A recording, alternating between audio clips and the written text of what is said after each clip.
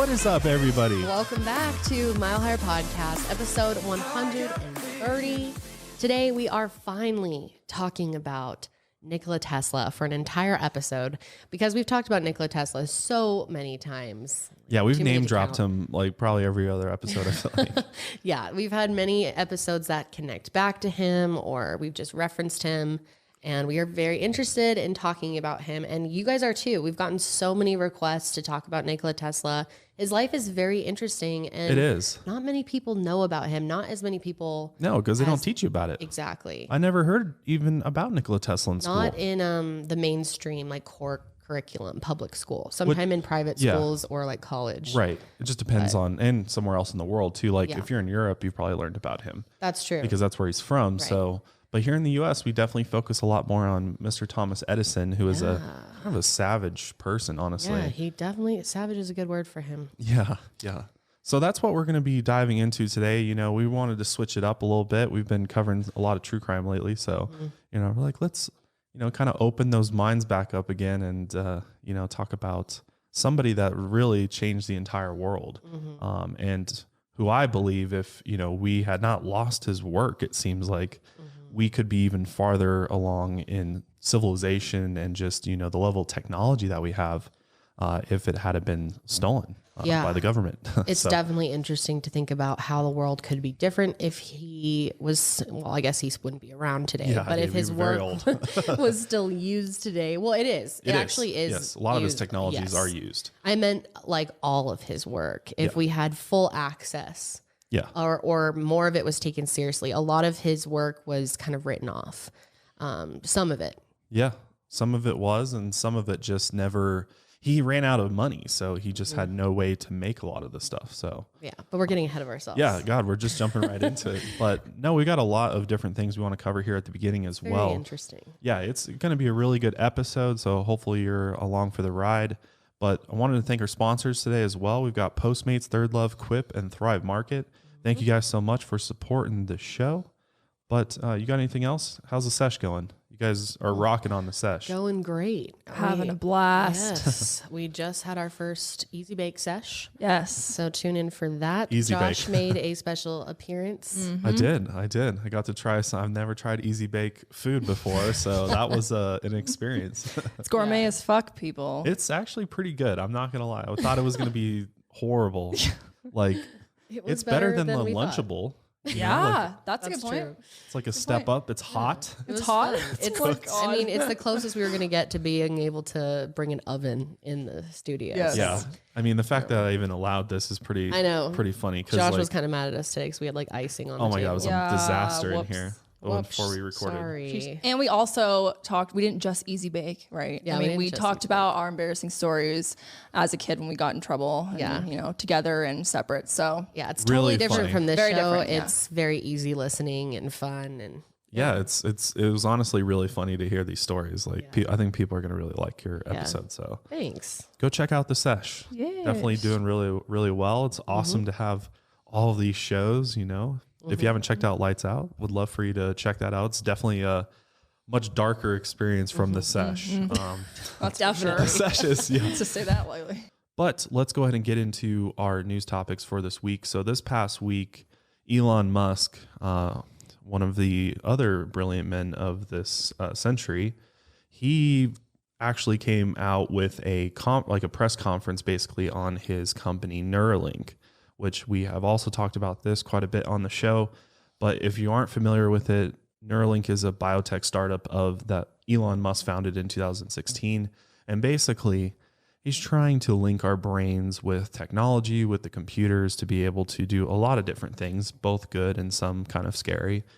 But ultimately, you know, being able to download data from your brain, upload things to your brain, interface with a computer, but also that might help, you know, cure diseases. And there's a lot of other really positive things that could happen as a result of this technology that he's basically invented. So he came out and basically did a demonstration on the actual Neuralink device. This is the first time we've actually ever seen what this device implanted in your brain is going to look like. And it's basically I think it's like a dime size, maybe a little bit larger than that, maybe almost a quarter, that they essentially drill and remove a piece of your skull, and then it goes right into that spot where it then has these robotic wires that interface with your brain. It's pretty weird to think about. That is extremely weird to think about. I really am uncomfortable with this. Also, this kind of looks big. It is big. Like, that's pretty big. Yeah, it's like a quarter. A quarter. Mm-hmm. And, you know, it makes me think about how, you know, computers started so big and then got smaller and smaller and smaller over time. These probably will get smarter. Like, do you want to get the oldest version installed? Because it's not like, I mean, it's going to be, they have to make a hole that size in your head, right? Well, they can take it out too and like replace it and upgrade it. Well, the hole's still going to be big, right? That's true. They better hope it doesn't get smaller. It's a pretty permanent thing, weird. I feel like. Yeah, it really freaks me out. I am not getting this. And I won't let you get it either. I'm sorry. I think there's a need for it, but I don't know. For the average person, is it going to actually, what is it going to do for you? It's not going to do too much probably at the beginning. So during the actual press conference, they had a pig actually that they've put this device into.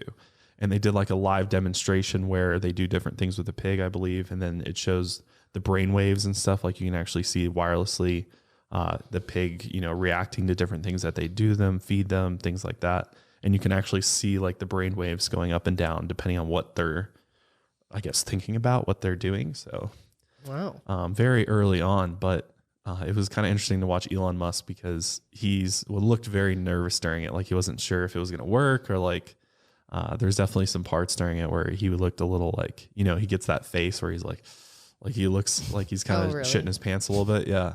I didn't see the video actually. But same thing with like the Cybertruck demonstration where they like smashed the window. They said the windows don't break, and then they like broke the window. You remember that? Oh yeah. Yeah. Right. And how that was like kind of a big deal. Super yeah. Awkward. So Elon Musk though, he's always pushing the envelope on things. Like I mean, I get why he started a company called Tesla, right? Yeah. I mean, he's very similar to him. But Elon Musk has some very interesting ideas when it comes to Tesla and Edison and stuff we're going to be talking about today. Elon Musk is such a controversial figure. He really is. And everything he's doing, I mean, this Neuralink thing is very controversial. I'm sure about half of our audience is like, that's way too much or more. Or, you know, like we shouldn't be putting things into our brains that we've like crossed the line. Yeah. And that's how I personally feel. I know you're a little more like pro technology. I mean, I'm open to it, but I also am terrified of it because if this is the start of us merging with technology, then where is it going to be in 20, 30 years? Are we going to be straight up like cyborgs rolling around? Mm-hmm. I think we will be. I think a lot of people will be merged with technology in the future. I think it's inevitable. And it's just this idea of like, if you're a person that's like attached to the natural world, like our world's becoming more and more artificial. And that's kind of like the whole push we're seeing from everything, from Hollywood, from entertainment, even the MTV awards. Like they made it really futuristic, and it's almost like they're implanting these subconscious thoughts into our brains. Like this is where it's going. Get used to it. Get used to how weird and wild this looks, because that's where we're going. Like we're going to be cyborgs. Oh, that's just terrifying. And I it can't might be even wrap my required. head around that. It might be required. Like it might be. I mean, let's not freak people out. What if we have to much. move, like all of us people that want to live naturally and free, we have to move to this colony and like live together, and it becomes this whole thing. All of us should go to a nice place like New Zealand. Like everyone who wants to live naturally goes I'm to down. New Zealand. Let's do it. But that could be the future. So I think this Neuralink thing scares a lot of us because it makes us realize like, holy shit, we are so close to that future. We're like there. We're on the doorstep. I know. And it's interesting to think about if Elon Musk will be considered a hero in the future because of this, or a villain. I think villain. Like, you think you'll look back? I think we're going to hate Elon Musk in a little bit. I mean, I don't know. He has so many fans. He's so popular. But yeah, a lot of people don't trust him. No. I mean, his company is tied to NASA too. A lot of people don't trust NASA, so they question that whole relationship. And there is a lot of employees of his companies that have had horrible experiences with him and management there. And like, they don't pay you, they're cheap. They're like, there's a lot of like scandals and like rumors going around about what it's like to actually work for him, what he's like, same type of thing with, you know, kind of everybody else that's going on. Well, maybe he's more like Edison. Maybe he takes more after him. And there's actually this clip I'm going to bring up later where he literally talks about how Edison is a role model to him. Yeah, no, I know. And that's what's so interesting about it is because look, I mean, money. Elon Musk is a billionaire, so of course he's going to identify more. Nikola Tesla was broke. I mean, he never had money. He never made exorbitant amount of money. So he never wanted that either. He was doing this for like the betterment of humanity. And I'm worried that money is going to corrupt Elon Musk eventually. And he's going to go down that dark path where him and Jeff Bezos sit in a room and they control the entire world from their laptops, you know? It seems like just by, history, what has happened with other people, that a lot of people get more and more greedy and, brutal like that as they get older. Yes. Like age absolutely tarnishes some people. Absolutely. So I don't know. I still kind of like Elon Musk because I think he's interesting, and I don't know how to think about him because I do get people's points. Well, we need people like him. Yeah. We need people like him. Oh yeah. Because if we don't have innovators and people that push, try to go as far as forward. We can, then we stay in this like cycle, the stagnant cycle where a bunch of problems start to come up and we're not moving past them. We're just going around and around. I completely agree. So we need people like that. To kind of bounce off you, I feel like a lot of the reason why people say they don't like him is because they're afraid of him, or they're afraid of what he could potentially do to our society, because it's so unknown. And I think people are afraid of the unknown. So maybe it's not so much him as it is, oh my gosh, is he really going to change the world as we know it? And what's it going to be like? That's really scary. So I don't know. I feel like it's a lot more fear than it is like straight up dislike towards him. Mm-hmm. No, I agree with that. Yeah, I think that's definitely probably the case for a lot of people, is that it's fear of the unknown. I mean, we're all scared of the unknown, so to some degree. And obviously with this, Elon's forging his own path into the unknown. And, some of us are like, I'm all along for the ride. Let's go, Elon. Take us to where you want to go. And the rest of us are like, hell to the fucking no, because that's scary as shit. Like, where that's going to go is going to be a place that I don't want to be in. I'm torn because I love technology and I think it provides a lot of benefits, but I'm also terrified if humans lose more of ourselves and our roots and where we came from, the earth. I worry for the sake of humanity. Like, is our species going to end? Because a lot of people already argue that we have become spiritually disconnected as a human race. Yeah. It could be like the biggest issue in the world is that we're disconnected from spirit, as they call it, because spirit could be a lot of things for a lot of people, but at the end of the day, we're all plugged into the same spirit in a sense. That's our biggest problem though, is that we need to reconnect that. And we've, come away from spirit, and that could be a lot of things for a lot of people because all of us interpret spirituality differently. So, we all have our own connection to it, but if we lose that entirely, and that connection does play a huge part into how we feel about the earth, the planet, and, where we came from, and we disconnect from all that completely. And then technology replaces that and becomes spirit for us. Because once you plug yourself into that, then you've just put yourself in a totally different spiritual realm per se. Yeah. And that's why I don't like that's it. a scary road because I don't know where technology will lead us. Yeah. I've seen enough Black Mirror to be like, this is not a good idea. So but at the same time, my whole thing with that thought is that the only way we make it to extraterrestrial destinations? Like, is that the only way that we actually join the rest of the universe and get anywhere outside of our planet and our solar system? Is like, maybe we need to go, like, that road leads us to joining the rest of civilizations out in the stars. And like, part of that is that joining with technology to some degree. Maybe. I mean, but we don't know. Are the aliens cyborgs? Maybe they just have that naturally in them. They don't need something plugged into them. Plus, we always talk about how much work we have to do spiritually with like the universe in order to get to that higher level of being able to get interstellar. So it kind of contradicts if in order to get there, you have to pull apart from spirituality and join this fake life, and that becomes your spiritual life. Well, then is that what the aliens are doing as well? And are they no longer connected to the spiritual world of like the universe then?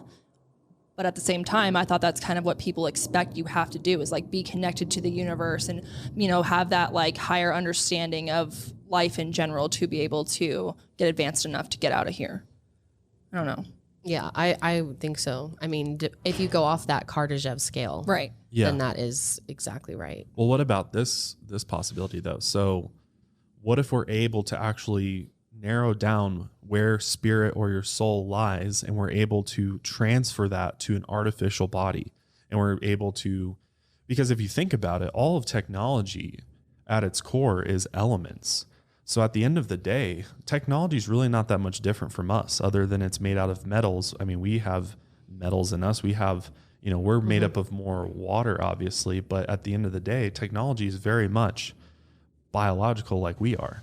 So perhaps, you go down the road of technology and it ends up that, there's a blend. There's like a blend of natural bodies still, but there's also people that are very much integrated with technology. And like that. But they're still the same as you. They still have a soul, still have a spirit. They're still connected to the earth. Cyborgs. Yeah. Cyborgs, essentially. I don't like that. I think that's a real possibility as well. I think that is very scary. What if our kid is like, okay, mom and dad, I'm becoming a cyborg.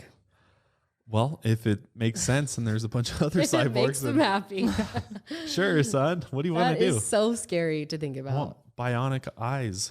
Okay. They could very well want that. Like, everyone in my class has it. Oh, I hate the future. I love it, hate it at the same time. Very, very scary. Gives me anxiety. Very scary. But it could be really cool at the same time. I mean, you never know. People are always afraid of technology before we fully understand it. Like, people were afraid of microwaves when they first came out. And I guess there was more reason to be afraid of microwaves. But I mean, for all time, people have been afraid of computers and cars when they first came out, electric cars. Yeah. There's always been like, oh, but this could happen. And there's always cons to everything. True. Right? I don't know. And plus, and then there's the pros. Like, we could save our planet with technology. We could literally save our place we call home if we continue down the technology path. That is true. Then we can cure a lot of diseases. I mean, there's a lot of things that could be very, very helpful with the futuristic technology. So I think it's worth going down that road. I think we just have to tread very lightly and make sure nobody runs away and gets crazy with it, because we got to shut that down before it gets really bad. Which I feel like is inevitable, because everyone uses everything for it's gonna evil. happen. Like, someone is out there using something for evil at all times, It's like you can't. If there's a way to, they will do it. Right. Yeah. So it's going to be an interesting future. Let's just put it that way. It's already been an interesting year, so buckle up. If you're like me, you probably start thinking about what to eat for dinner while you're eating lunch. I love food so much. And that's also why I love Postmates. I love them even more right now, though, because I can get food delivered without leaving the house. Obviously, with everything going on in the world, the no contact deliveries is super helpful. So now when I order from local restaurants, everything just gets left right outside my door. Also, like that Postmates has a pickup option, so I can go to my favorite local restaurants and order takeout that way as well. And Postmates doesn't just deliver burgers and sushi. They actually make our lives easier by picking up everything I need from Walgreens or 7-Eleven or the grocery store and dropping it off right outside my door. All you got to do is download Postmates on iOS or Android, find your favorites, and get anything you want delivered within the hour. So for a limited time, Postmates is giving our listeners $100 of free delivery credit for your first 7 days. To start your free deliveries, download the app and make sure you use the code MILEHIGHER. That's code MILEHIGHER for $100 of free delivery credit for your first 7 days when you download the Postmates app. Anything you need, anytime you need it, Postmate that shit. So the next story we've got for you is definitely a more serious one. There was an article that came out this past week talking about how the U.S. Marshals, the U.S. Marshal Service just found 39 missing children in Georgia over a 2-week mission that they did called Operation Not Forgotten. Oh my God. So the operation led to the rescue of 26 children and the safe location of 13 others. And during the press release, they discussed how the missing kids were considered to be some of the most at-risk and challenging recovery cases in that area. They said that 13 children who were located were at the request of law enforcement to ensure their well-being, and they were able to confirm each child's location in person and ensure their safety and welfare. So that's great there. But 9 criminal associates ended up being arrested as a result of this operation. They cleared 26 arrest warrants. Oh, and what's so sick is there's so many more out there. I mean, there's like tons of places that have a bunch of kids in them, like buildings that are filled with kids. All over. People. I mean, there's human trafficking in addition to child sex trafficking. I mean, there's human trafficking happening all over the country right now. Like, where just people are illegally being held and trafficked for money and whatever. Dingy else. houses, and they have to do enough of an investigation to know that they're in there and be able to. I mean, there's a serious investigation, which is why we're hearing about the U.S. Marshals Service. I mean, they're clearly, that's what they do, is they track down these people that are wanted in these rings and things like that. But I don't think we hear about this far enough. Like, no, and this wasn't on mainstream media, really. No. Why wouldn't this be a headline news story seriously, on CNN? I don't understand. It really doesn't make sense. Fucking weird. But the U.S. Marshal Service actually last year helped recover 295 missing children, and they've contributed to the recovery of a missing child in 75% of cases. I wonder if they released the names for those kids yet. No. I don't think so, no. Huh. I'm curious. But 26 children? That is so many. That makes me sick to my stomach thinking about what those kids were probably going through every day. Just terrifying that this exists, that this kind of evil actually exists in the world. So the charges that they actually filed against these individuals were related to sex trafficking, parental kidnapping, registered sex offender violations, drugs and weapons possession, and custodial interference. So very, very serious stuff. I mean, clearly they're running a serious ring and out of Georgia. Just, it could be in your neighborhood. You wouldn't even know it. It's just, it's really scary, honestly, to think about. It's very, how many very people scary. that are missing end up in rings like this. Like, it's a really scary, dark reality that I don't think the public really knows about. No, I don't think the average person understands human trafficking, just how big it is or how much it happens in the United States. I think a lot of people hear about it and they're like, oh, that happens in other countries, or you hear about it happening a lot on like cruise lines in like the islands. So I think a lot of people don't realize how much is happening right here, though. Yeah. Yeah. It literally could be, it would blow your mind. Your neighbor, for all you know. I mean, it's crazy. Yeah, it is. So I'm glad that there's at least, one of our government agencies that we're helping fund is actually doing some good work out there. So kudos to the U.S. Marshal Service for sure. Definitely. All right, let's talk about probably the smartest man to ever live in modern history, Nikola Tesla.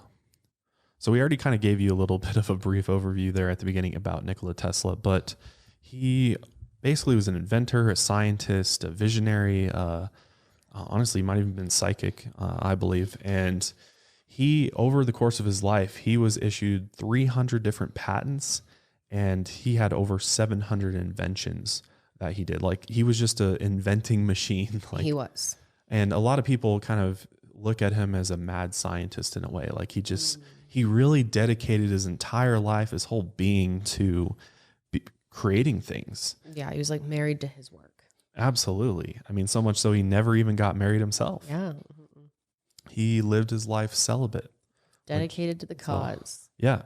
And a lot of people, I saw something about Lady Gaga being celibate. I don't know if it's true or not, but celibate. Somebody said, I think there's a quote where she talked about being celibate because it helps preserve your creativity. If you're like a creative genius, which obviously she is, like a lot of people. Can you verify that, Janelle? That's really interesting. Look that up. I read about it in an article, which interesting. Yeah, which would kind of make sense for Gaga. I feel like. How the fuck do you sell celibacy? I know, right? That's hard to look it up. Back in 2011, she announced her celibacy. I wonder if she still is. I'm single right now, and I've chosen to be single because I don't have time to get to know anybody. So it's okay to not have sex. It's okay to get to know people. Maybe it's changed. I don't know if she's still doing that. Interesting though. It's just it's kind of a thing that's out there that if you're a creative genius, you sort of block out everything else. I see that. And one of those things is finding a partner for sex. And that's a big part of all of our lives that, whoever participates in that. So for a creative genius, it's easier to block that out, stay laser focused on what you're doing, what you're creating. And that was Nikola Tesla. Never got married, never had a partner. Ultimately, though, a lot of the ideas that he had, a lot of the inventions that he made really account for almost like 80% of the modern technology that exists today. I mean, some of the technologies that he created were absolutely groundbreaking. Radio, X-rays, he helped invent the alternating current, electricity, all of that. What's clear to me about Nikola Tesla, and I think a lot of people would agree with this, is that he was absolutely an enlightened individual. He was absolutely tapped into something higher than himself. I mean, to be able to come up with all this stuff, how do you do it? You know, where does a thought come from? So a lot of people believe that, and I think he even believed, is he was tapped into universal consciousness, or even tapping into the Akashic records, or maybe he just figured out how to become synchronized with the universe, where he was actually just channeling information that would help humanity move forward. Or, I mean, yeah, that's possible. Or he was just really smart and the idea. That's boring though. I don't want to just think he was really smart. He just had it in a large noggin. No, I don't know. I mean, he may just have been I think dude with good ideas. Well, by the end of this, I think I'm going to change your mind that he was absolutely an enlightened I'm not being. saying that's what I believe. I'm just saying that's the other side. Sure. I'm playing devil's advocate. Okay, I gotcha. Well, if you're out there and you're doubting that Nikola Tesla was an enlightened, a lot of people do. being. The whole Einstein versus Tesla debate is very Bullshit. heated online. Yeah. Well, first of Bullshit. all, it is, because Albert Einstein even admitted that Nikola Tesla was the smarter person. Yet we give all the credit to Albert Einstein being this like genius person that like knew all this stuff. No, it's true. I completely Theory of agree. relativity, like Nikola Tesla was like, that's a joke. Your theory of relativity is a joke. But Einstein made the moolah. And that's what we care about as a society. Yeah, and that's Who why made he's the in our- money, he's who in owns the our- most shit, Yep. who's most successful in our eyes. That's why he's in the textbook, Yeah. not exactly. Nikola. Yeah, it's really sad, honestly, because I feel like more people need to know about Nikola Tesla and his work. So that's exactly what we're going to tell you about today. We're going to go back in time to 1856, which on July 10th, that's when little Nikola Tesla was born. And they say he was born during a lightning storm, which would make a lot of sense. I mean, it's like Harry Potter pretty much, you know? Oh. Was The he lightning- born? I didn't know that. He was born during the lightning storm? That's how it's in the movie, I think. So Oh, okay. it just reminded me of that. So I thought, well, maybe there is something significant about that. It could be. So Nikola Tesla's hometown is actually the small village of Smiljan, which is modern day Croatia and was in the Austrian Empire, I believe, at the time that he was born. And yeah, you can actually still go back there and visit that. And I would love to visit Croatia. yeah. It looks absolutely beautiful. Well, here's another reason to do it. Let's go see I know. where the man himself was born. Yeah. So as a child, Nikola Tesla began his education at home. But then in 1861, he attended primary school in Smiljan, where he learned arithmetic, religion, and German. And at an early age, it was very, very clear that he had an absolutely remarkable imagination, creativity off the charts, and he also had some talent as a poet. So that's pretty impressive at such a young age. He ended up moving in 1862 to a nearby city called Gospic, where he finished out his primary school and middle school. He was an excellent student who quickly developed an interest in math, engineering, and science. He loved all of those subjects, and I mean, look at what he created. So he got to work studying that very, very early. But in 1863, there was an event that I think really had an impact on Nikola Tesla, and that was when he witnessed the death of his older brother, Dane, who died in a horse riding accident. And Nikola Tesla, I believe, caused the accident by spooking the horse. And I think he had a lot of guilt after this event. Like, this really, really affected him. And I also think this was a turning point spiritually for him. Like, I think this helped, this by witnessing this and playing a part in it, that he wanted to stay connected with his brother in some way, shape, or form. Yeah, I think that makes sense. So Tesla ended up attending high school at the Higher Rail Gymnasium in Karlstad, Croatia. And this particular school had a very progressive physics program, and it was there that he was first introduced to the science of electricity. One of the early signs that Nikola Tesla was special was the fact that he was able to do integral calculus completely in your head. I couldn't even dream of that. Have you ever sat down and looked at, I never took calculus. So Me either. have you ever seen somebody do calculus though? It's I have. very, very interesting because it makes no sense to the average person. You're like, what are you even doing? What are those symbols? Like, I mean, it's like a language pretty much. yeah, a lot of people do take it in like high school though. Yeah. Right? Isn't that? Yeah. A lot of people take, I mean, some people, really but smart people take it like way earlier, but most people take it in high school. Is calculus like cosine? No, Yeah. that's No? Okay, great. no, that's trigonometry. What? That's trig. Yeah. Oh, okay. Well, never ask me that. You never again. did trig? No, I did. I just don't remember which Cosine and I don't know which is which. I literally don't know which is which. Calculus is like derivatives and shit like that. Like finding Yeah. X? equations. No, that's algebra. It's really, it's calculating. yeah. It's really, I mean, we probably sound like It's all math is dumbasses. calculated. Somebody who's done calc is probably none of like, us are good at math in this room. No, So, honestly, I excel in science. I actually scored really, really high in science, but I suck at math. Like that prohibited me from going into a scientific career, I feel like, is because I took physics in high school and I did pretty well, but the math portion of it, I just failed at. Like I was terrible, but I could understand the concepts. I could, chemistry was what I was really good. I was really good at chemistry. Anyway, this isn't about me. This is about Tesla. So now I'm good at chemistry, bad at math.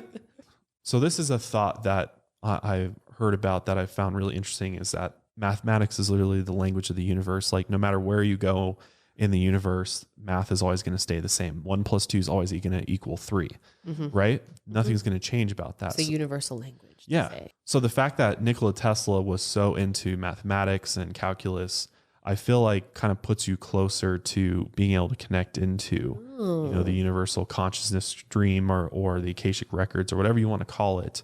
Yeah. I think definitely being good at math helps with that for sure. That's an interesting thought. I didn't even connect those. Yeah. Two things. So that could be a reason for why he was so connected, is because his math skills were so good. And maybe that's why a lot of us fail with connecting to that part of, creativity and consciousness, is because we're not able to understand mathematics. Yeah, that's a really good point.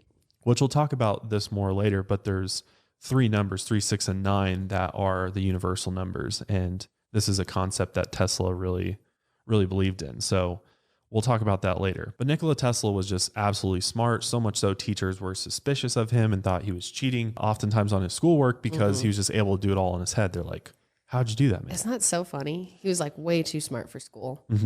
Well, and he had a photographic memory. And if you're somebody that has photographic memory, I'm very jealous of you, because you're able to recall entire books, even images, like it's like a file cabinet. You can go right to that image, pull it out, and boom, it's there in your head. I can't imagine that. That would be so extremely useful. I've heard you can teach yourself how to have a photographic memory.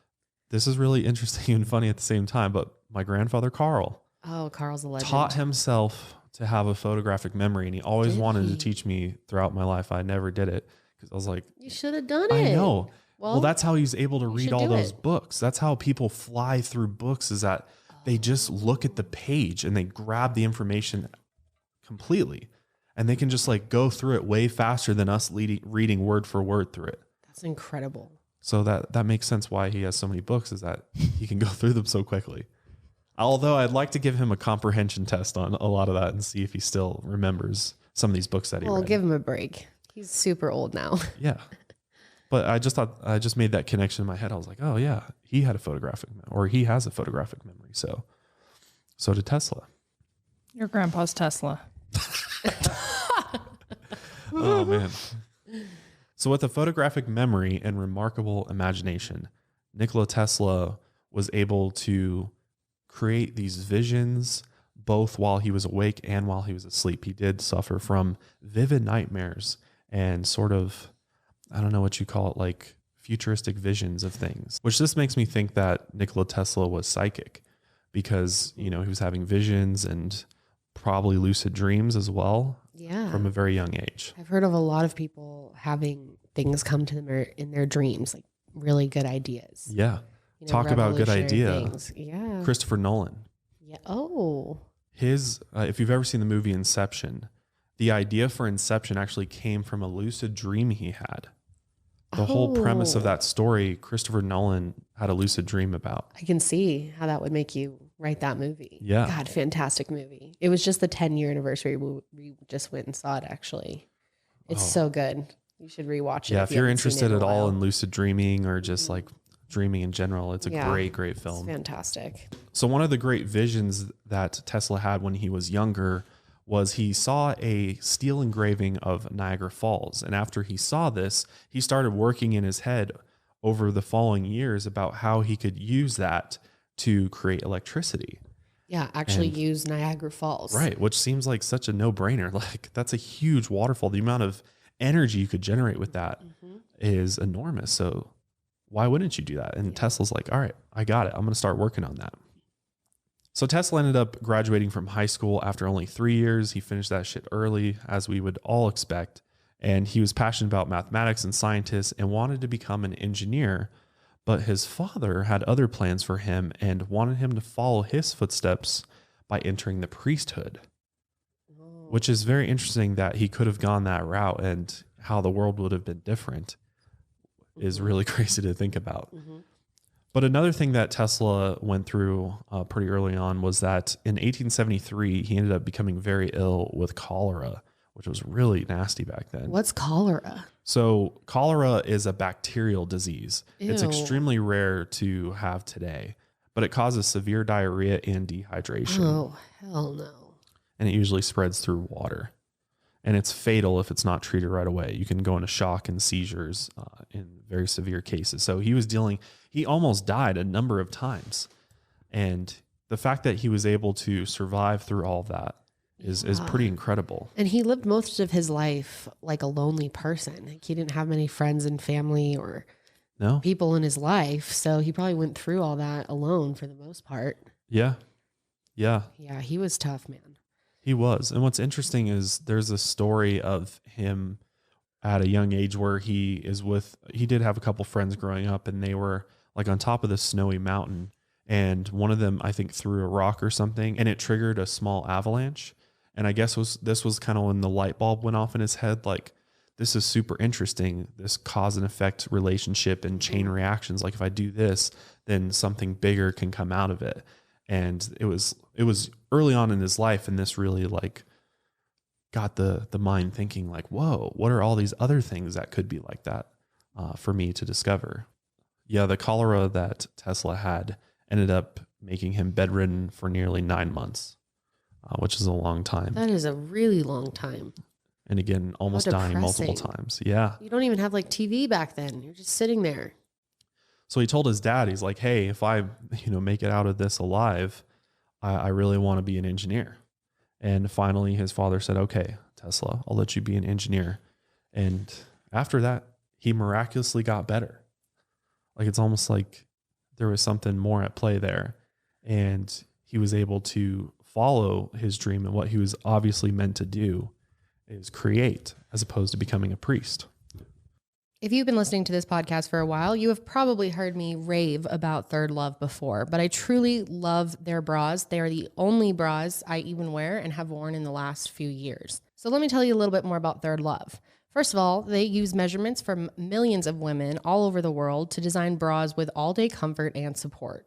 Also, they stand behind their products. If you don't love it, you can exchange it, no questions asked. Exchanges and returns are free for 60 days, and they also donate your bra to a woman in need. They have bras in over 80 sizes, and they're all made with signature memory foam cups, no-slip straps, and a scratch-free band. They go from sizes AA to I. They also have half cups and bands 30 through 48. All you gotta do is take their Fit Finder quiz. It takes about 60 seconds, and over 15 million women have taken the quiz to date. Third Love knows that there's a perfect bra out there for everyone, so right now they're offering our listeners 15% off your first order. Just go to thirdlove.com/milehigher, and you can find your perfect fitting bra and get 15% off your first purchase. That's thirdlove.com/milehigher for 15% off today.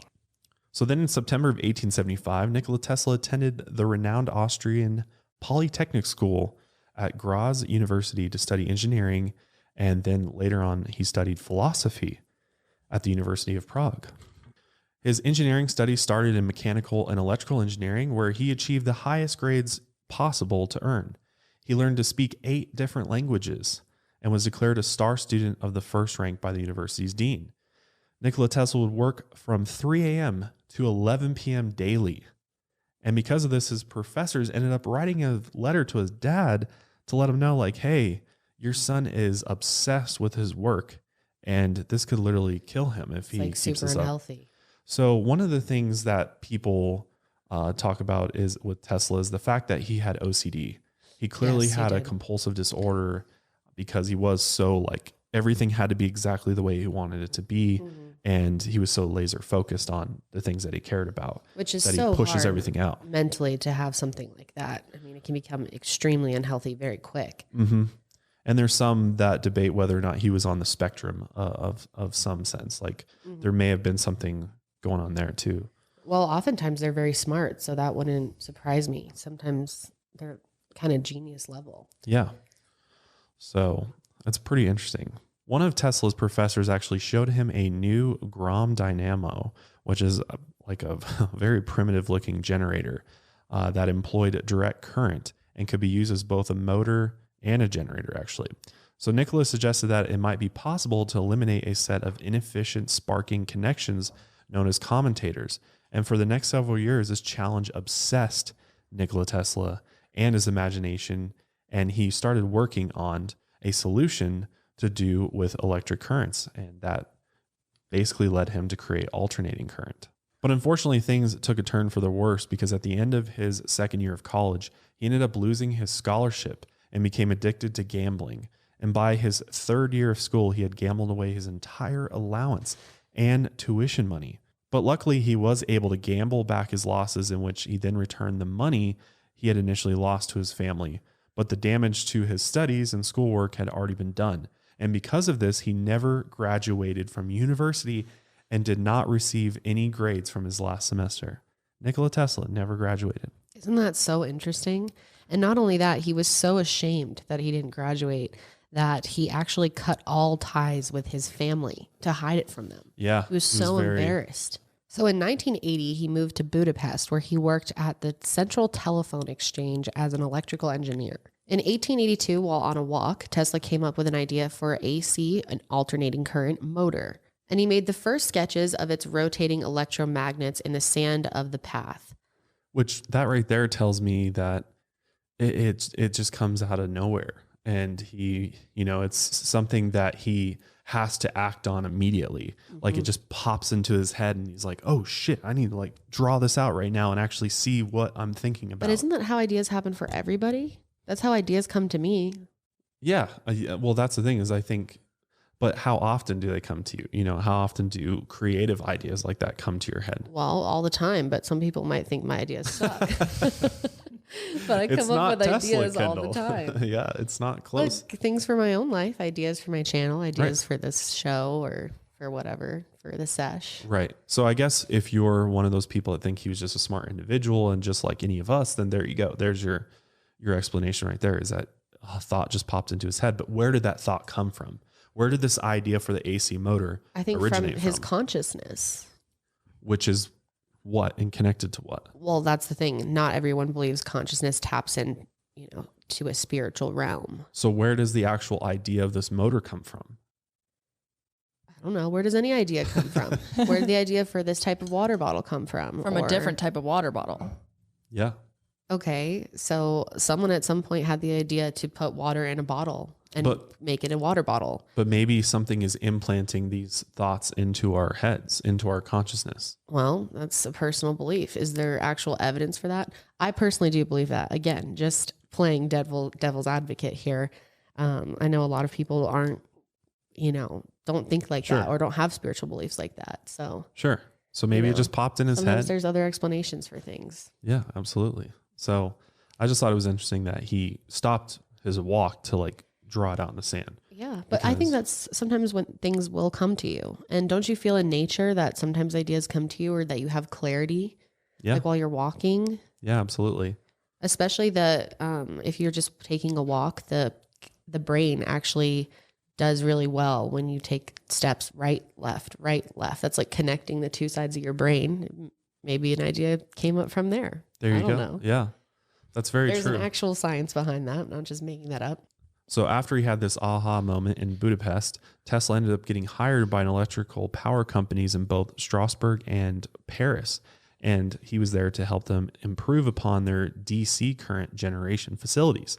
And during this time, Tesla attempted to gain investor interest in this concept for the AC motor, but had no success because, they didn't want to change from DC to AC. And why would they do that if they already had infrastructure for that? So it was definitely difficult to get somebody to back him. But it became clear to him that in order for his idea to become a reality, he would have to meet the greatest electrical engineer in the world, Thomas Edison. The villain of the hour. Because many people consider Thomas Edison as the father of the light bulb, but this isn't exactly true. Edison figured out how to sell the light bulb by improving on ideas of 22 other men before him. So that's the thing, is he had the money and the know-how to sell it to people, and that's why you get credit for it. And he has the business mindset too. Yeah. Well, he ended up founding General Electric, which is still around today.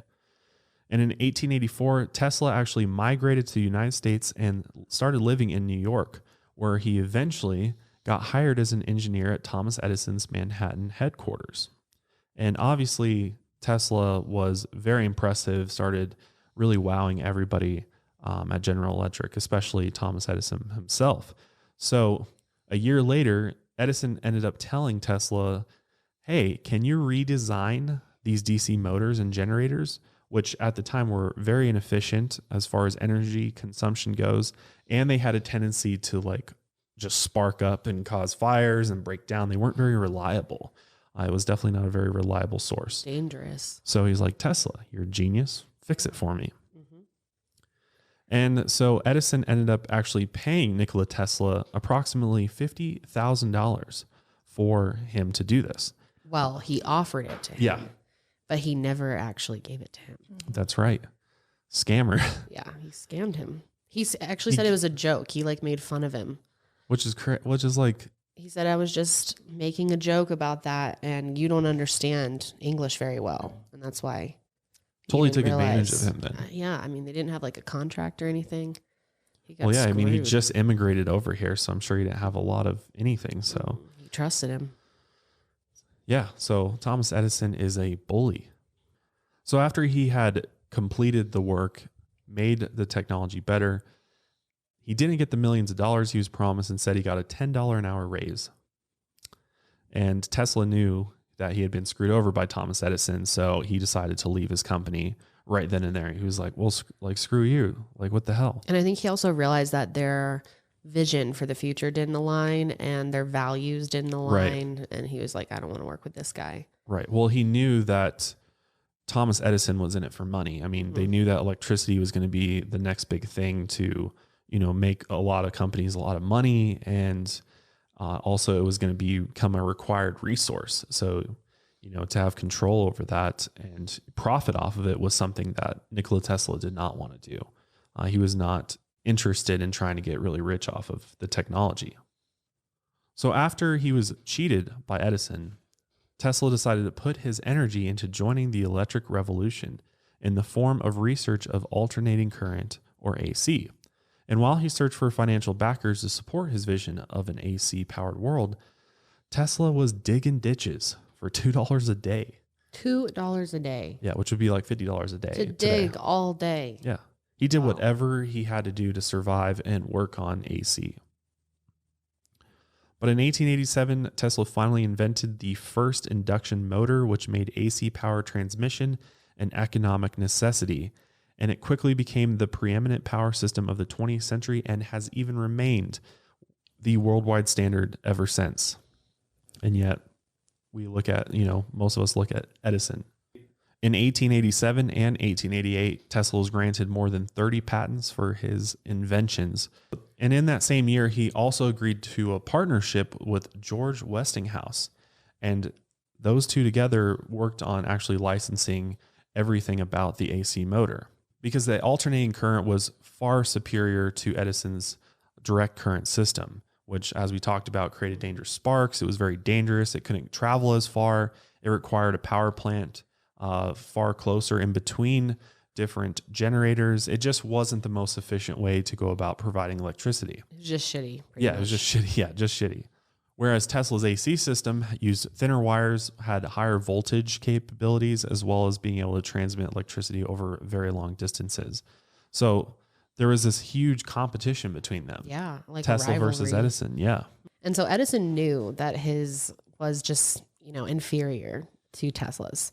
And he, didn't want people to know that, though, even though he had kind of accepted it deep down. So he was like, how can I make his look dangerous and scary to people? Yeah. So he went to some pretty extreme lengths to do that. So Edison ended up paying a group of schoolboys 25 cents each to steal animals from families. Yeah, people's pets. Yeah. All of a sudden, they just started disappearing around neighborhoods. Dogs and cats. And he also used an elephant. Did you know that? At one point. Yeah, at the World Fair, he did a demonstration where he literally electrocuted an elephant. Yeah. So he'd bring them out and publicly electrocute them with Teslas. AC current. Yep. To scare people into thinking that it was something dangerous when he was using it, how it wouldn't be used at all. Right. So how ruthless is this fucking guy? He really wanted to do everything he could to stop Tesla's technology from being used. Imagine if someone did that now, like brought out and did public executions of an animal. Oh my executions. God. Yeah, that'd be the end of that company. Yeah. Oh yeah. The end of that person, they'd go to jail. Yeah. I mean, I think so. Yeah. How was Edison even able to? I guess maybe they never were able to trace it back to him that he was the one who actually did it. I don't know, or they just didn't care back then. Yeah, he got away with it because he had money. But yeah, so he was a pretty savage fucking guy. Also, he was part of the creation of the electric chair, and he made sure that the AC current was used in the electric chair. Yeah, I mean, anything to scare people. And so Nikola Tesla responded to Edison's claims that AC was dangerous at the World Fair by shooting electric AC current through his own body to produce light, which proved that Edison's claims were false. Right. Obviously, if you crank it up to like the highest voltage, anybody's going to get electrocuted. He let light come out of his body? Yeah. I don't know. Did that for sure happen? Can you really do that? Yeah. That's so scary to think about. You can make it glow. It's not like... I've never seen anyone do that. How come David Blaine or someone hasn't done that then? I'm pretty sure he has actually. Oh, he has? Yeah, I think there is people that have actually sent electric current. If you look it up on YouTube, people definitely send electric currents through their body. That's scary. There's a way to do it. Absolutely. Well, it was fine. Tesla was fine. And yeah, it's everyone not at the fair thought it was it's like, whoa. Quite a show. Quite a show. Why isn't the man dead? He's glowing. Very cool. Yeah, and people were blown away. They're like, holy shit, this is actually really cool. This is going to change the world. And it's safe, clearly. Yeah. But the AC motor was just the beginning for Tesla's inventions. In 1891, he invented the Tesla coil. He always dreamed of a way to supply power to the world without stringing wires across the globe because, yeah, that'd be very difficult to do. So he came very close to this with the creation of the Tesla coil. So this was the first system that could wirelessly transmit electricity.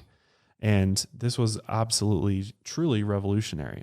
Early radio antennas and telegraphy used the invention, but variations of the coil can also do things that are just plain cool, like shoot lightning bolts, send electric currents through the body, and create electron winds. So that's what he essentially used at the World Fair, was his Tesla coil to send electricity through his body. And yeah, there's tons of colleges and physics departments that still make their own Tesla coils today. So before he developed the coil, conventional iron core transformers were used to power things like lighting systems and telephone circuits. And these conventional transformers can't withstand the high frequency and high voltage that the looser coils in Tesla's invention can tolerate. So the concept behind the Tesla coil is actually fairly simple, and it makes use of electromagnetic force and resonance. And basically, he would build it even out of something as simple as copper wire and glass bottles. And it could produce 250,000 volts. Wow. So this is extremely powerful technology. And if it was developed more, we could be in a society where everybody has wireless free electricity, because it's literally just tapping into the electromagnetic field using resonance and frequencies. I heard Neil deGrasse Tyson talking about this on Joe Rogan, actually. And he was saying that there's no way it could even, he was dissing on Tesla hard. Oh yeah. Cause he thinks he's Tesla. What? No, he thinks he's like the caliber of Tesla. He thinks he's like so smart. He's a smart. Yeah, Right. Yeah. He thinks he knows everything. I know. Yeah. I know people have very mixed opinions on him. Yeah. But yeah, he was saying that this could not exist today. And that people are always like, he's like, all the conspiracy people like say that this is some hidden thing, but we could not have this today, according to him. Like he said that, we would get in the way of the currents. Yeah. Right. Objects, and it wouldn't work the way to get the actual voltage that you would need to power our lives today. You would have to imagine the level of current that'd be traveling through the air, and we couldn't like exist and live the way that we do right now. No. But he's not taking into account. Yeah. You couldn't use that technology in the same sense that our society is today. Mm-hmm. But what conspiracy people say, as according to him, is that if we had this knowledge from Tesla, we had all of his other works as well, our civilization would be far more advanced. So we would be probably able to either wear something or even develop our bodies to be able to withstand these, if it was further developed. Right. That's what I'm saying. Right, and he's just looking at it like if we just plopped a Tesla coil down in the middle of Park Avenue, what would happen? That's such a good point. It would kill everybody.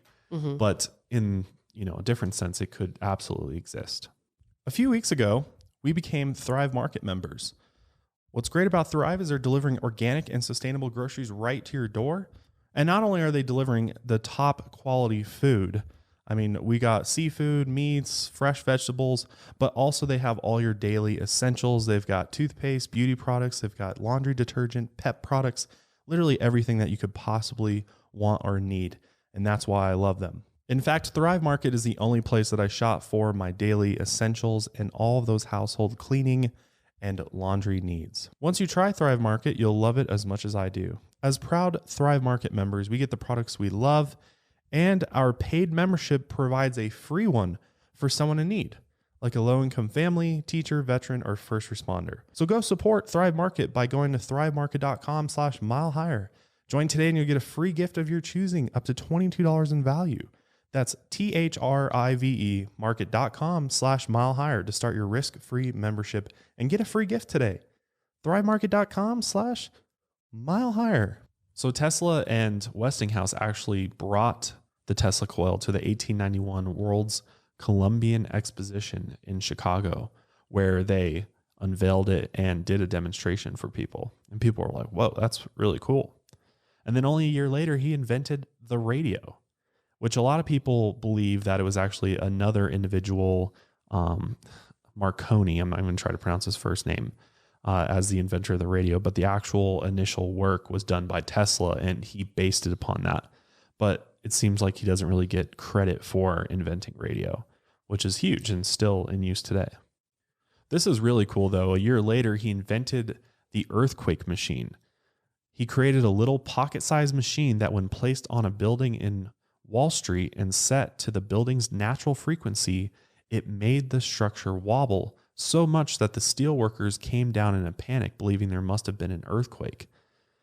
And using the same device, he could drop the Brooklyn Bridge in less than 1 hour. Oh, so it could actually do demolition. Yeah. Wow. That's scary. Like you could tune it into the actual frequency and it could vibrate. And do they use that now? No. No? Why? No. That's weird. Well, this is one of those inventions that's like, what happened to it? Huh. He also learned how to create artificial tidal waves too. Oh, wow. Like when you think about this stuff, you're like, wow, that's like really impressive for 1890 something. Like this is what he was doing. And so many different things. Like he was interested in everything and like so much going on in his mind. Yeah. Well, and he kept going back to that. It's like all about vibration, frequency, resonance. Like he's credited with discovering the earth had this electromagnetic resonance itself. So I think, and that's where a lot of people that are, more mystical like to think he was a lot of this is spiritual connection that he's pulling this information from. In addition to that pocket-sized earthquake machine, in 1893, he also created the neon lamp. So maybe he is responsible for bringing us this beautiful sign that or we maybe have. The neon. the love lamp. No? Well, I don't think that's neon. Oh yeah. But yeah, different. The neon stuff going back here. This is a real neon sign we have. Oh, gotcha. So the actual technology behind it. This is a neon lamp essentially. Thanks, Tesla. Yeah, thank you, Tesla. But then in 1895, that vision that he had as a child of building a hydroelectric plant at Niagara Falls came to fruition. He actually helped design the very first hydroelectric plant that was powerful enough to actually light the entire city of Niagara Falls. That is so cool. This is one of those things that I'm like, why don't we have, I feel like we don't have more hydroelectric plants. I know. Like most countries around the world use Yes. hydro energy. Oh, we were just watching a show on that. Yeah. It's interesting. Iceland. Yeah, Iceland. Yeah. They Zac have Efron. so many waterfalls there. Yeah. Geothermal. Sorry, that's geothermal. So a little bit different. okay, They use okay. geothermal, but I think they do use hydroelectric in that one waterfall that they have. They actually capture the energy from it.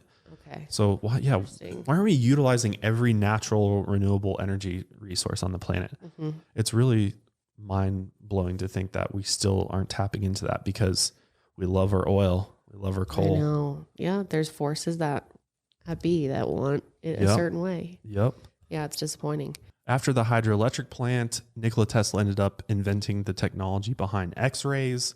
He also invented remote control, which all of this stuff is still used today. And it's crazy that it all came from Nikola Tesla's head, essentially. But an interesting thing happened in 1899. Nikola Tesla actually moved to Colorado Springs, just not too far away from us, actually, Beautiful area. where he started to build a Tesla experimental station, which was also going to be his laboratory. And it was going to be used for the study of high voltage, high frequency electricity and wireless power transmission.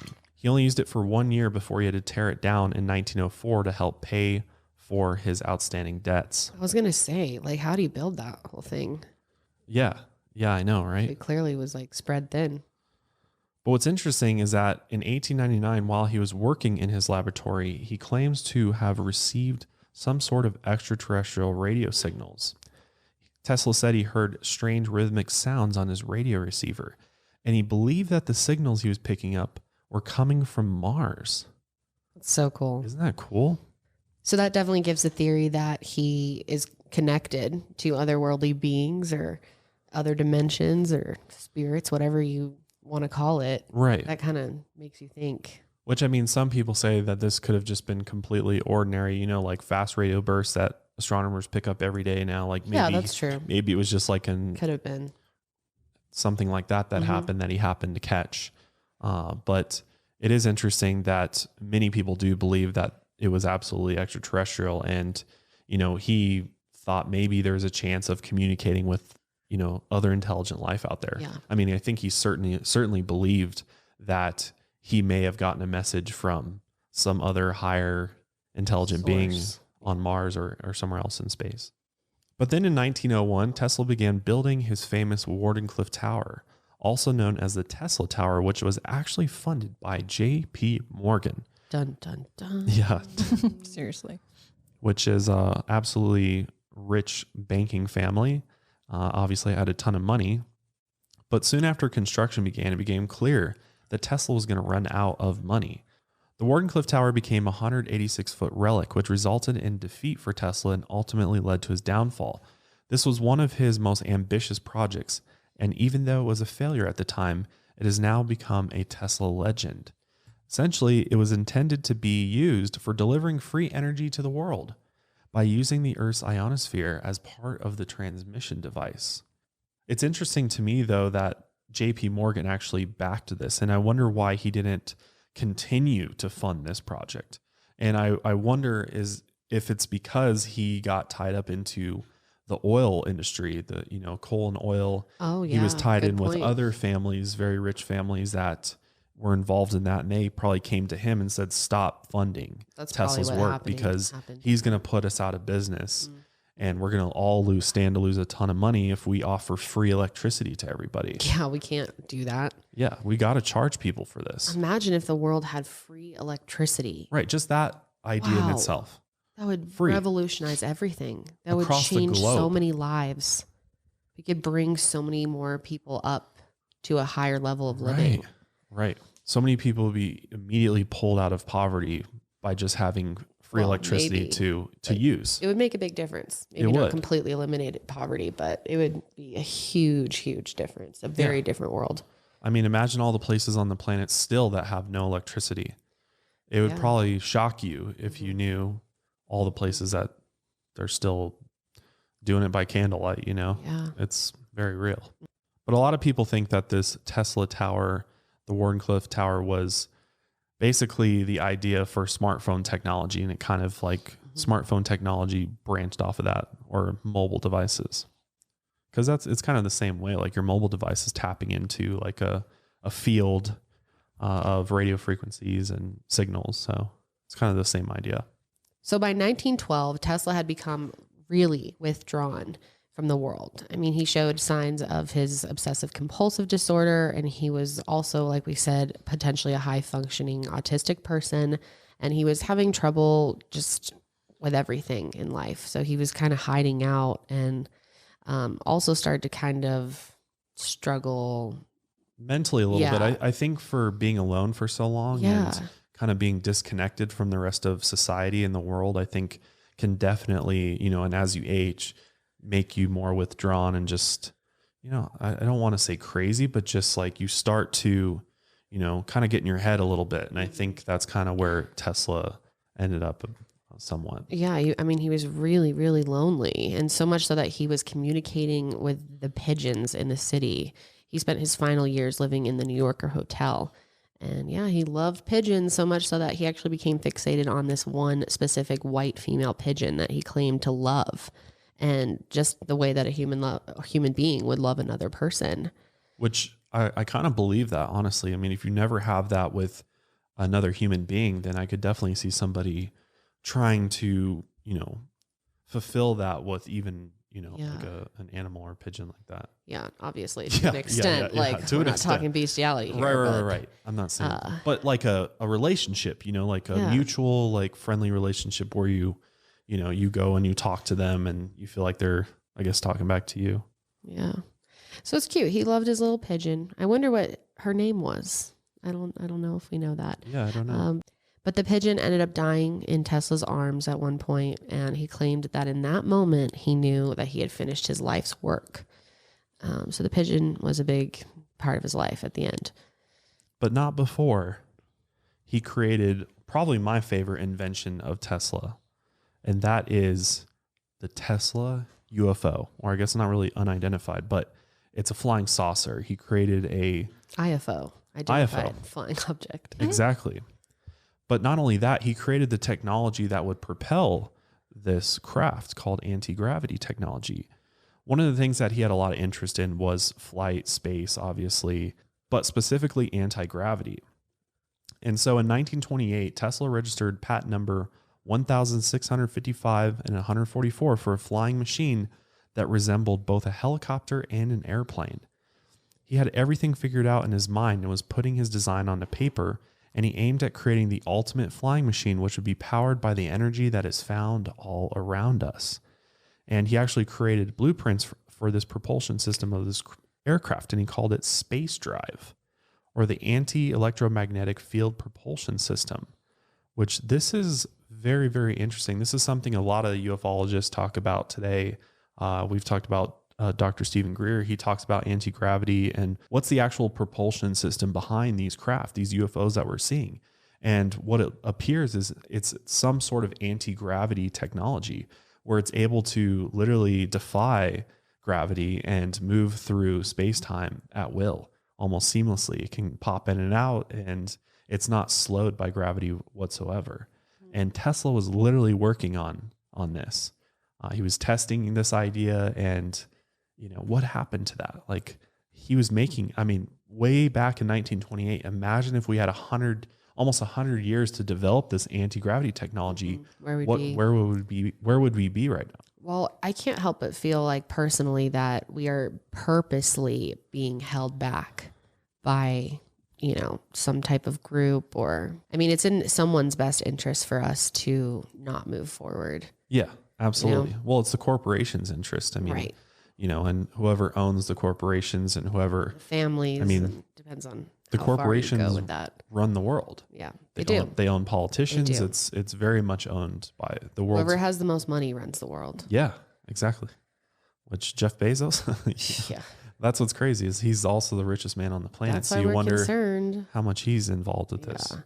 One of the things about Nikola Tesla is it never really felt like he got a ton of recognition for his work. But one thing he did get recognized in was Time magazine, actually. In 1931, he was featured on the cover for his inventions on his 75th birthday. It seemed like definitely towards the end of his life, he started getting a little bit of recognition for things. But I mean, it wasn't anything like Thomas Edison or some of these other inventors, Albert Einstein. That made it into curriculum. Right. Well, you got to wonder is like maybe they were following the agenda. Like Albert Einstein was in on the main agenda. Like, I think he was. Let's go this route. I feel like there was a left and a right turn, and everybody went left, but then Tesla went right. I know. And we all just continued left. And if only we could go back and take that right turn with Tesla, I really think the world would be different. I do too. And you know how they always say good always prevails over evil? Well, maybe not. Like we have a good guy here and a bad guy here, and the bad guy was more successful, went further, is remembered, is, to most people, the father of electricity and all this stuff. When, the good guy died alone in a hotel room talking to a pigeon. Yeah. It's extremely sad to think about how his life was not. I mean, it's just like shows our values too as a society. Well, it's 100% about money, and our whole education system is all centered around make money. Yeah, that's true. I mean, that's how we measure goal. Success. Yeah, is like whoever makes the most money has the most power. As far as role models, I think there's obviously some of the obvious role models. I think Edison was certainly a role model, probably one of the biggest role models. Did you study Edison's life? Or? Yeah, I read books about him, absolutely. And it's an interesting contrast, like Edison versus Tesla, because interesting, the car company is called Tesla. And the reason it's called Tesla is because we use an AC induction motor, which is an architecture that Tesla developed. And the guy probably deserves a little more play than he gets in current society. But on balance, I'm a bigger fan of Edison than Tesla. Because Edison brought his stuff to market and made those inventions accessible to the world, whereas Tesla didn't really do that. Right. So he'd certainly be a big one. So even if Tesla was smarter and had the better ideas, was more innovative, was more of a creative genius, Edison made more money. Edison was able to translate it into dollar businesses. signs. Yeah. I mean, at that point, you already got the stock exchange. I mean, there's already a lot of components going on, Federal Reserve. There's like all these different things going on already that has taken hold of the country and the world to take it in that direction. So Tesla was like that annoying fly, that kept coming back and like, oh, this is a good idea. Yeah. But then they would like swat it away. And then, he would just go back off to his lab where he'd go back and just go mad making these things. And it's almost like they did this to him. I feel like they kind of forced him to die alone and like not be recognized. Like he should have been brought forth to the entire world. He should be like our focal point in our history books. He should be so many things. Everything should be named after him, not just a car company. I know. I mean, at least we have that, and that's become so big. And that's brought him back into society, in modern society. Like a lot of people didn't know anything about Tesla. And if you say Tesla to them, they'll be like, oh, the car company. Yeah. They don't even know who he is. But I think it's kind of reignited his work a little bit. So credit to Elon Musk for doing that. Yeah, not naming his car company Edison or something. Oh, yeah, that would have sucked. But one of the last things that Nikola Tesla was working on before he died was something known as the death ray or death beam. And this is very scary technology, honestly, because it was a device that could kill from miles away with electricity. And he called this invention the teleforce. So basically, this invention focused energy along a narrow path, which he claimed made it powerful enough to bring down 10,000 airplanes at one time and kill people instantly. And according to Tesla, his invention would make it possible to create a national energy fence that would destroy any enemy that passed through it. However, he hoped that the applications of this invention could be peaceful and make it impossible for armies to attack another country. Because at that time in the world, you got World War I, World War II. So I think when he was coming up with this technology, if that was truly his intention, back then everybody was invading across, on the ground for the most part. And so obviously that wouldn't work quite as well today because we attack from the air most of the times.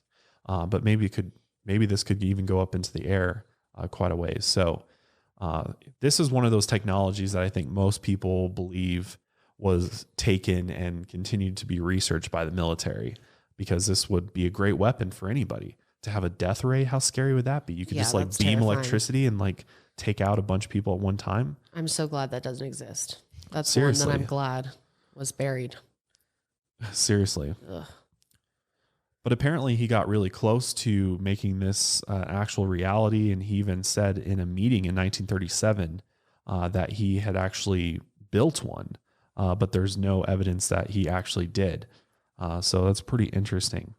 When's the last time that you got rewarded for brushing your teeth? Well, with Quip's new smart electric toothbrush, Good Habits can earn you great perks, such as free products, gift cards, and more. We absolutely love Quip in our house. Their smart technology has really simplified our life, and we love that they just get delivered right to our door. You've probably heard us talk about Quip so many times, but this is something brand new that rewards you. So their Quip Smart Brush connects to the Quip app with Bluetooth, and it tracks when and how well you brush your teeth. They also give you tips and coaching to improve your habits. You can earn points for daily brushing and bonus points for completing challenges like streaks. And then you can redeem your points for rewards such as free products, gift cards, discounts, all from Quip and their partners. If you already have Quip, you can easily upgrade it with a smart motor and keep the features that you already know and love. So join over 5 million mouths who use Quip today and start getting rewards for brushing your teeth at getquip.com/milehigher, and you'll be able to get your first refill pack free. That's your first refill free at getquip.com/milehigher, spelled GETQUIP.com/milehigher. Quip, better oral health made simple and rewarding. But during the period of 1933 and 1943, like Kendall mentioned earlier, Tesla was occupying a suite in rooms 3327 and 3328 at the Hotel New Yorker. And he was living there alone. I mean, he rarely would even have guests over. But in the autumn of 1937, Tesla left the Hotel New Yorker to make his regular commute to the cathedral and library. And while crossing the street, he was hit by a taxi cab and thrown to the ground. And this incident severely damaged his back and broke 3 of his ribs. And he never consulted a doctor about it, so we don't even know the full extent of his injuries after that. Yeah, it could have been a lot worse. Mm-hmm. And I mean, he's pretty old at this point. Yeah. So given his age of 81 at the time, he never fully recovered from this. And I think a lot of people believe this accident really kind of triggered sort of the end to come, pretty soon after. That happens for a lot of people. Yeah, absolutely. Like somebody people fall, Break elderly people fall and stuff. And I think it really affects you psychologically at that point too, because you realize like, wow, I'm old. Like I'm really like, fragile. Fragile, yeah. So as a result of this would just only keep him in his room more. And what's interesting is he ate an exclusively vegetarian diet. He had meals prepared for him personally by the hotel chef. And this was also when people started noticing that he definitely had signs of obsessive compulsive disorder. He had this strange fixation with the number 3, and he would obsessively wash his hands and body after he developed this germophobia. He was very much very weird about germs and stuff. Like when hotel staff would come in to clean his room and stuff, he'd be like, stay 3 feet away from me. He would tell them like, stay 3 feet away. That's so difficult mentally to deal with. Yeah. So he would do everything 3 times too, probably. I mean, he would. That's very common with OCD to put on deodorant 3 times, brush your teeth 3 times. Yeah, they do a lot of rituals because it's the fear of if I don't do that, my life will spiral out of control or something terrible will happen. So I have to do it. Mm-hmm. That's my routine. That's what I do. He'd walk around the block 3 times. He'd have 3 napkins folded at every meal. There was a lot of things that involved the number 3. But even though he is, as old as he is, he was still working on a new theory called the dynamic theory of gravity, which was essentially going against what Albert Einstein released with the theory of relativity. And the curvature of space, he didn't think there could be this curvature of space like Albert Einstein's theory of relativity proved. So he thought it was like a bunch of hooey pretty much. He was like, Albert Einstein doesn't know what he's talking about. Hooey. Yeah. But yet like Albert Einstein's theory of relativity is like what all of our physics is based on now. So very interesting and It is. pretty crazy. He was working on this at 81 years old. I know. Dude, got to give that guy credit. He deserved so much more. But he didn't care. That's the thing. He didn't care about credit. He didn't care. But on January 8th, 1943, Tesla's body was found in his hotel room, and it was later discovered that he had died at approximately 10:45 p.m. on January 7th, 1943, at 86 years old. Yeah. He looked pretty old for the time. And like you had mentioned, he died not only alone, but in debt. He had no money. He was completely broke. In fact, it was Westinghouse that was actually paying for his room and board at the hotel for many of those years. At least they did that. I mean, they're known for being pretty shitty too. But that's good that they at least kind of gave took him care of him at least he the wasn't end. homeless. Can you imagine if Tesla ended up like homeless? That very well could living have in the happened. park with the pigeons? Like that would be really sad. Honestly, he probably would have liked that. Yeah, I'm like, honestly, been fine with that. But they said that his cause of death was coronary thrombosis, which is a disorder normally caused by a buildup of cholesterol and fats in the blood vessel walls, which this is weird because all of the reasons for getting this did not match up with Tesla's lifestyle. Like Tesla didn't drink tea or coffee. He stopped smoking in his 20s and he was vegetarian. So he had a pretty low cholesterol and low fat diet. So maybe there's something more there. That's very weird. I mean, maybe he was just misdiagnosed or I don't know. So people are like, those don't line up. Like there's no way he could have died of this based on his lifestyle. Huh. So I don't know if there's anything more more there or about not. that, yeah. But 2 days after Nikola Tesla passed away, the FBI conducted a raid of his hotel room and took possession of all his belongings, including nearly 80 trunks or 2 full truckloads of his handwritten paperwork. Isn't that interesting that well, it makes sense that he remained on their radar all that time. Yes. They were just watching him. They knew right when he died. Yep. To come in and get everything. Yeah. And then they handed over all of his property to the Alien Property Custodian Office. Who was John Trump. Run by John Trump. Yeah. Donald Trump's uncle. Uncle of Donald Trump. Yeah. Isn't that crazy? Very weird. When I found that out, I was like, whoa. I had no idea. Yeah. Definitely I makes didn't you even know think. Trump had like family members that worked in the government. I know they didn't really like advertise that. No. You'd think he would be like, my uncle. Yeah. I don't Does know, Trump? something. Does Donald Trump even know that his uncle took Tesla's work? I'm sure he knows. That's I'm so. sure he knows. Maybe now Donald Trump has it. Donald Trump has the God. death ray. Yeah. Oh my God. The blueprints. Maybe. I mean, that's what a lot of people think is that the FBI were specifically targeting that death ray They could. technology because maybe they knew he had made it and they were like, we need to grab that for national security purposes. Well, maybe the death ray does exist. We just have never And seen they it. haven't used it yet. Yeah. Yeah. God, that's Hopefully scary. we never see it. But what's most crazy and disappointing about this, though, is that the FBI has claimed that they've lost a lot of it. They've lost a lot of his papers and his work. And we don't even really know where they went. Like some of it has been declassified, but I think there's a ton of his work that's still obviously classified. So we don't even know it still exists. But they did send some of his papers in 1952 back to Croatia, where it's now in the Nikola Tesla Museum in his honor. But there's something really interesting I wanted to add about John G. Trump, who reviewed Tesla's documents. So in less than 3 days after Tesla's property was confiscated by the FBI and handed over to the Office of Alien Custodian, John G. Trump announced to the world that there was nothing significant in these files and that ultimately it didn't contain any plans of anything significant. But when you look at the declassified documents that have come out from the FBI, it specifically states that they believe that certain Tesla's papers may contain basic principles that would be of considerate value to certain ongoing research with the Department of Defense. And it would be truly helpful to have access to these papers, which obviously contradicts what John G. Trump said. So clearly they're hiding something. Clearly they're covering up a lot of Tesla's work for their own probably gain. Yeah. But the very last document that the FBI has released of Tesla's work was back from September 1940, which was a memo written to the director of the FBI, J. Edgar Hoover, suggesting that they put 24/7 surveillance on Tesla without his knowing in order to prevent him from being kidnapped by the enemy and essentially being tortured for information involving his technologies and his inventions.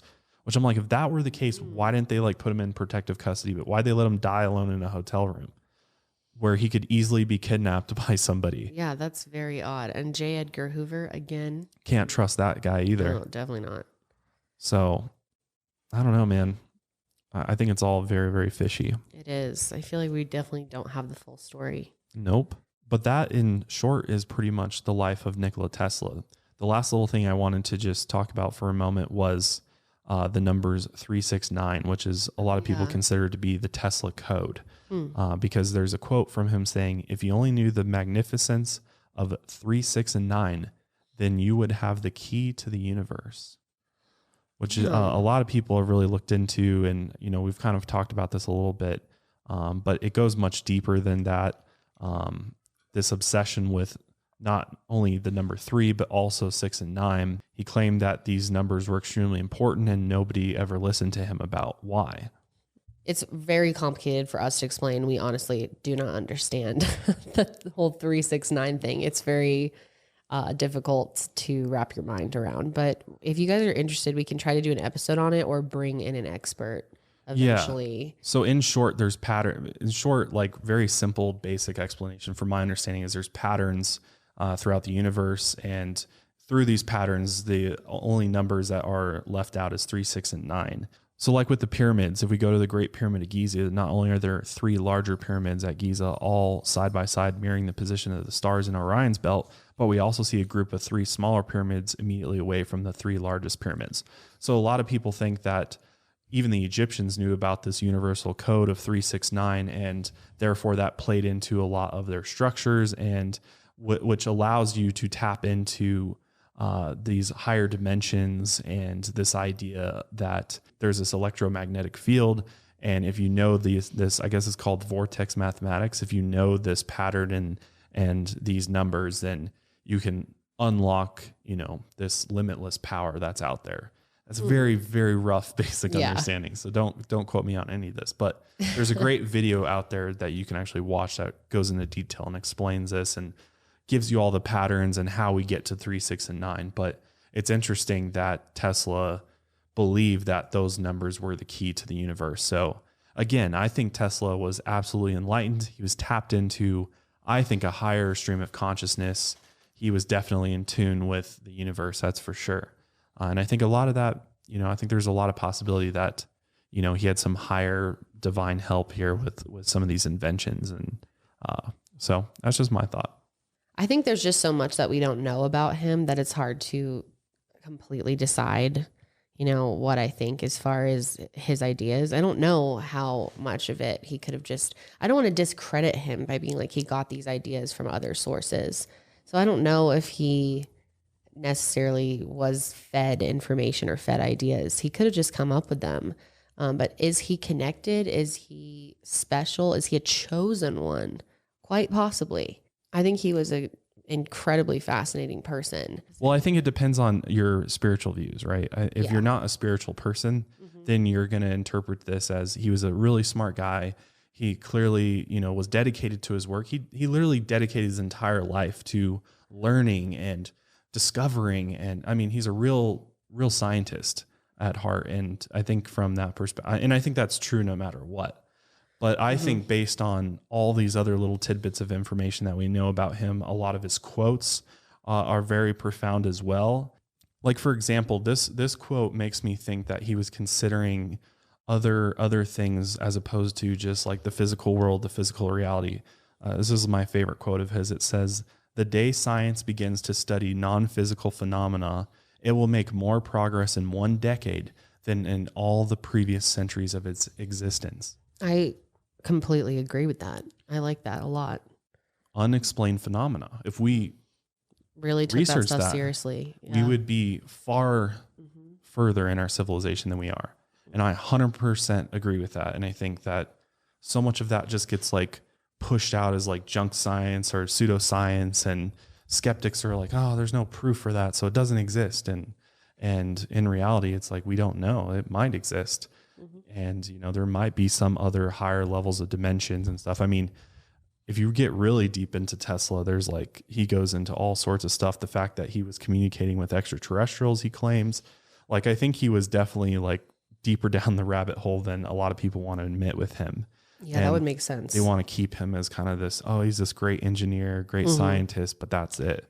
But he definitely went down the rabbit hole on a lot of things. And I think he really did believe in higher powers. He was definitely, I think, a mystical person. I think there's a lot of evidence to suggest that he was tapped in to higher levels of consciousness. So do you think that everyone that's really smart or a creative genius is connected? Like, what do you think, like Steve Jobs? I do. I absolutely do. And I like, think Steve Jobs believed he did. I mean, Really? Steve Jobs his background was in New Age ideologies, and that's kind of like an Akashic record is an ideology of New Age, I think. So this idea that there is this knowledge that's out there, there's ways to tap into the universe to pull that information out. Absolutely. I think Steve Jobs, I think Elon Musk to some extent, even though I think he's definitely very skeptical about it. Probably if we were to like sit him down and ask him about this stuff, he'd probably be like, you know, whatever, but maybe not. I mean, I don't know. No, I think he probably would be. Yeah. He actually liked Edison better. Yeah. So. Yeah. So I don't know. I mean, that's just my personal beliefs, but what do you think about this? Let us know. But that's it for us today, guys. We hope you enjoyed this episode. If you did, be sure to subscribe, put a like on it, do all the things. Yeah. Let us know. Who do you like better, Tesla or Edison? Yes. If you say Edison, then we're kicking you off. Just kidding. Unsubscribe. No, if I'm you do interested. say Edison, Yeah. let us know why. I'm curious. A lot of Definitely. people feel that way. That's how Elon Musk feels. So.